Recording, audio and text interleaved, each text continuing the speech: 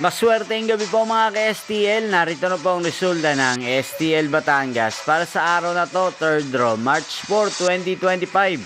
Araw ng Martes, naway ang mga natayaan niyo pong mga numero kanina ay manalo nawa ngayong gabing ito, 8:30 PM. Kaya tunin niyo na po ang inyong mga tickets.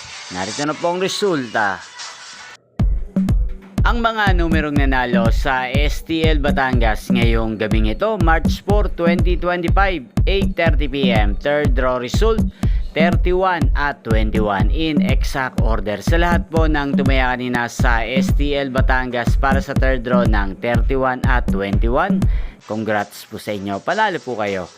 At ngayong gabing ito sa STL Batangas, atin pong i-shoutout si Ate Darla ng Batangas.